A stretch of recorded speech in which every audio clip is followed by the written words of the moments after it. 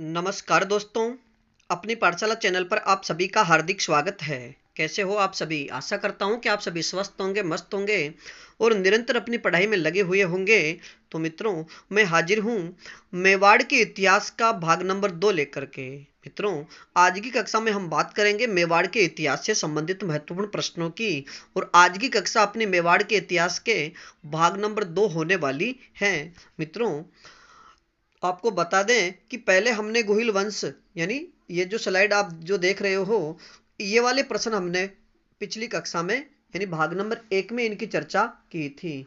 और आज हम चर्चा करेंगे मेवाड़ के इतिहास से संबंधित महत्वपूर्ण अन्य प्रश्नों की। और ये प्रश्न आपके आयोजित होने वाली पशु परिचर भर्ती हो, चाहे कनिष्ठ सहायक भर्ती हो, चाहे और भी राजस्थान या अधीनस्थ बोर्ड द्वारा जो भी परीक्षाएं आयोजित होगी, उनमें ये कक्षाएं आपके लिए महत्वपूर्ण साबित होगी। तो मित्रों, आपसे अनुरोध, अगर आप हमारे चैनल पर नए हो तो हमारे चैनल को लाइक कीजिए, सब्सक्राइब कीजिए तथा अधिक से अधिक अपने मित्रों तक जरूर पहुंचाइए।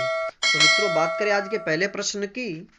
कैलाशपुरी में एकलिंग जी के मंदिर का निर्माता कौन थे?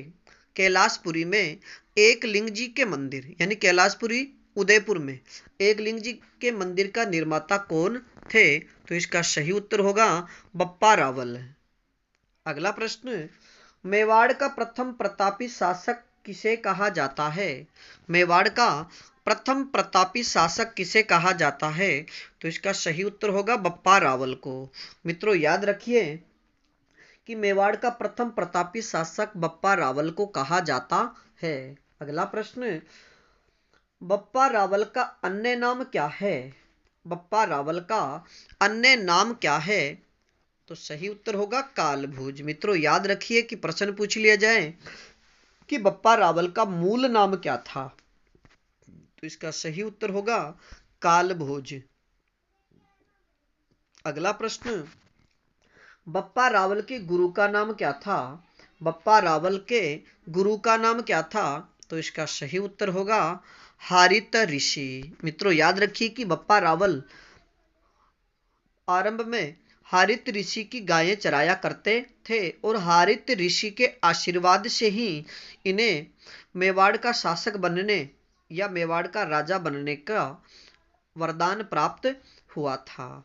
अगला प्रश्न, कर्नल टोड के अनुसार बप्पा रावल की मृत्यु कहां पर हुई? कर्नल जेम्स टोड के अनुसार बप्पा रावल की मृत्यु कहां पर हुई? तो इसका सही उत्तर होगा खुरासन में। मित्रों, याद रखिए कि कर्नल जेम्स टोड को घोड़े वाले बाबा के नाम से भी जाना जाता है। अगला प्रश्न, वास्तविकता में बप्पा रावल की मृत्यु कहां पर हुई? वास्तविकता में बप्पा रावल की मृत्यु कहां पर हुई? तो इसका सही उत्तर होगा नागदा में। मित्रों, बात करें अगले प्रश्न की। बप्पा रावल के बारे में महत्वपूर्ण कथन। मित्रों, याद रखिए कि यह जो महत्वपूर्ण कथन है, इस कथन से संबंधित भी आपसे प्रश्न पूछा जा सकता है। यानी ये जो कथन दिया गया है, इसमें से कोई भी एक पंक्ति उठा करके भी आपसे प्रश्न पूछा जा सकता है। तो मित्रों, बात करें कि बप्पा रावल के विषय में जो महत्वपूर्ण कथन है उसकी, वह देवी के सामने एक झटके में 2 भैंसों की बलि देता था। यानी अगर प्रश्न पूछे कि मेवाड़ का वह शासक जो देवी के सामने एक ही झटके में 2 भैंसों की बलि देता था, वह कौन था? तो बप्पा रावल। बात करें अगले तथ्य की, वह 35 हाथ की धोती व 16 हाथ का दुपट्टा पहनता था तथा उसकी तलवार 32 मन की थी। यानी वह 35 हाथ की धोती और 16 हाथ का दुपट्टा पहना करता था तथा उसकी जो तलवार थी वह 32 मण की थी तथा वह 4 बकरों का भोजन करता था। मित्रों, याद रखिए कि जो बप्पा रावल था वह एक दिन में 4 बकरों का भोजन करता था तथा उसकी सेना में 12,72,000 सैनिक थे। यानी ये जो महत्वपूर्ण कथन है, इसे आप याद रखिए। अगला प्रश्न, बप्पा रावल के समय या बप्पा रावल ने किस मौर्य शासक को हराकर चित्तौड़ जीता था? बप्पा रावल ने किस मौर्य शासक को पराजित कर चित्तौड़ पर विजय प्राप्त की? तो इसका सही उत्तर होगा मान मौर्य। मित्रों याद रखिए कि बप्पा रावल के समकालीन मौर्य वंश का अंतिम शासक कौन था? तो मान मौर्य। अगला प्रश्न, आहड़ में वराह मंदिर का निर्माण किसने करवाया? आहड़ में वराह मंदिर का निर्माण किसने करवाया? तो इसका सही उत्तर होगा राजा अल्लट ने। अगला प्रश्न, अल्लट को ख्यातों में क्या संज्ञा दी गई है? यानी आहड़ में वराह मंदिर का निर्माण करने वाले अल्लट को ख्यातों में किस नाम से पुकारा गया है या उन्हें किस नाम की संज्ञा दी गई है? तो इसका सही उत्तर होगा आलूराव की। अगला प्रश्न, मेवाड़ में नौकरशाही की स्थापना करने का श्रेय किसे जाता है? मेवाड़ में सर्वप्रथम नौकरशाही की स्थापना करने का श्रेय किसे जाता है? तो इसका सही उत्तर होगा अल्लट को।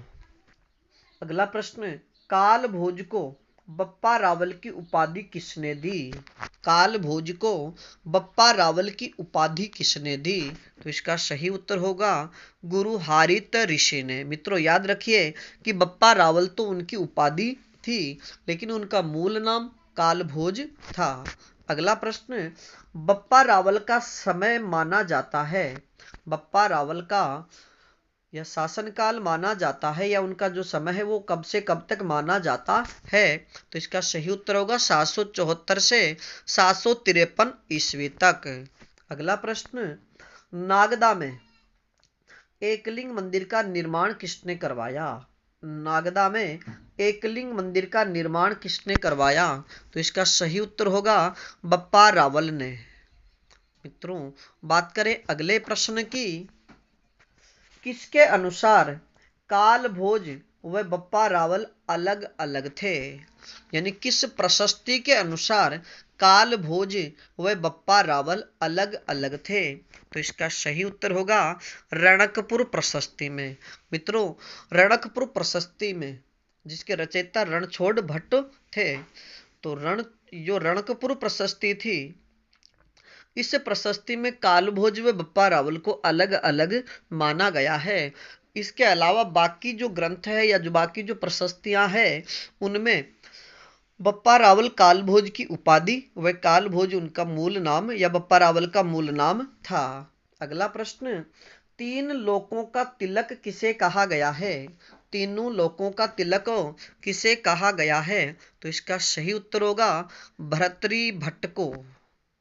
अगला प्रश्न, अल्लट ने किस हूण राजकुमारी से विवाह किया? यानी अल्लट जो आलू राव के नाम से भी प्रसिद्ध हैं, तो अल्लट ने किस हूण राजकुमारी से विवाह किया था? तो इसका सही उत्तर होगा हरिया देवी से।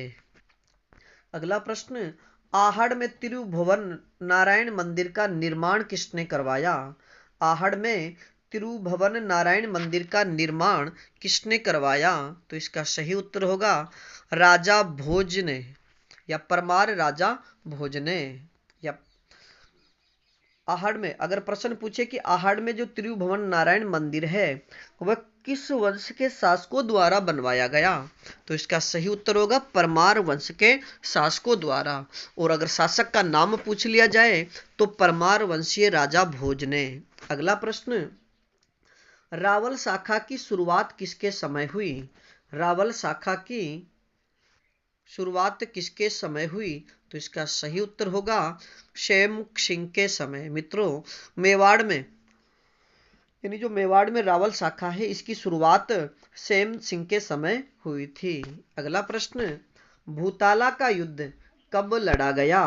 भूताला का युद्ध कब लड़ा गया? तो इसका सही उत्तर होगा 1227 ईस्वी में। मित्रों बात करें अगले प्रश्न की, भूताला का युद्ध किस किसके मध्य लड़ा गया? भूताला का युद्ध किस किसके मध्य लड़ा गया? तो इसका सही उत्तर होगा जेत्र सिंह व इल्तुतमिश के मध्य। मित्रों याद रखिए कि भूताला का युद्ध यानी जो 1227 में भूताला का युद्ध लड़ा गया वह किस किस के मध्य लड़ा गया। तो इसका सही उत्तर होगा जेत्र सिंह व इल्तुतमिश के मध्य। और मित्रों याद रखिए कि भूताला के युद्ध में जेत्र सिंह की विजय हुई तथा इल्तुतमिश इस युद्ध में पराजित हुए। अगला प्रश्न, चित्तौड़ को सर्वप्रथम अपनी राजधानी किसने बनाई। चित्तौड़ को सर्वप्रथम अपनी राजधानी किसने बनाई। तो इसका सही उत्तर होगा जेत्र सिंह गुहिल ने।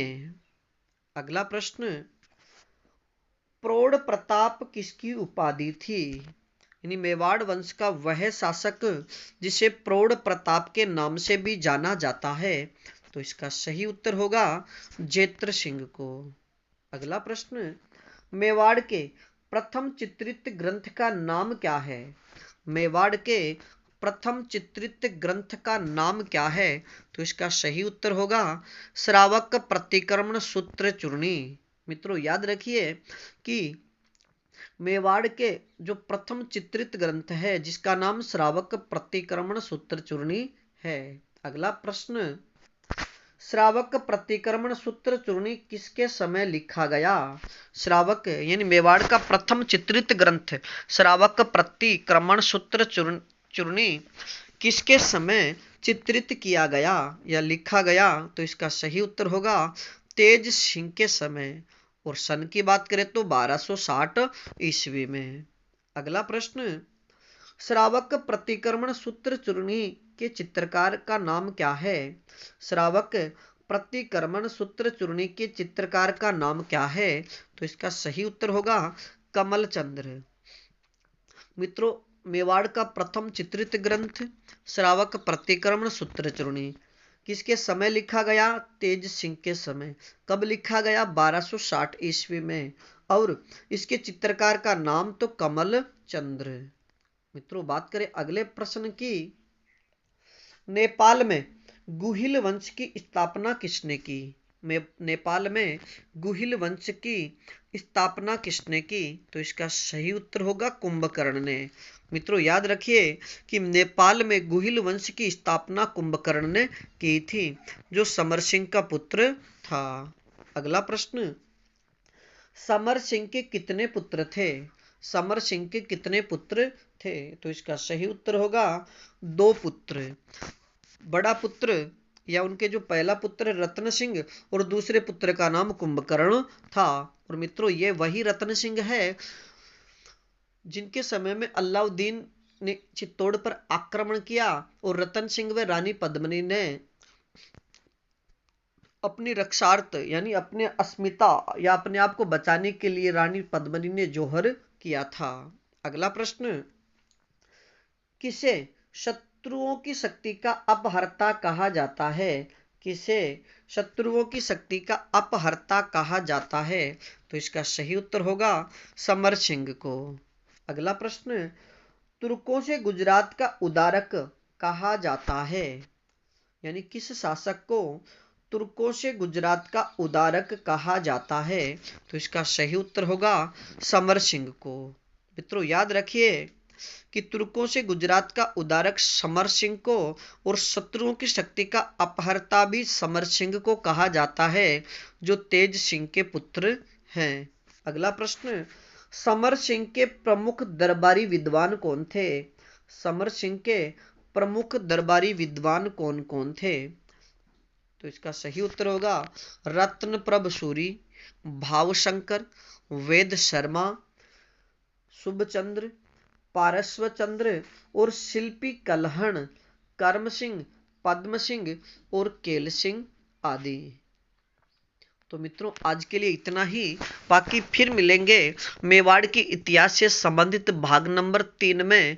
तब तक आप अपने अध्ययन में जुटे रहिए। और भाग नंबर 3 में हम बात करेंगे मेवाड़ के शासक रतन सिंह, रानी पद्मिनी और अलाउद्दीन के युद्ध के विषय में।